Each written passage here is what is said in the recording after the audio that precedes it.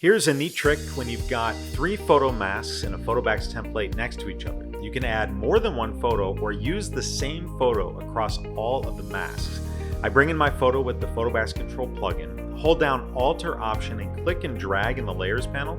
That will duplicate the image above each of the photo masks. Now I just clip each photo to each of these masks, and then you'll see it looks like we have one photo in all of the masks. I can not only adjust them together if I select all 3 of them at once, but I can go to Photobacks Control and click Color, and then recolorize each of these images for a really neat effect. So I click on the middle image, then I'll click on the next image, or I'll copy a color layer down and clip it to the bottom layer to match the colors.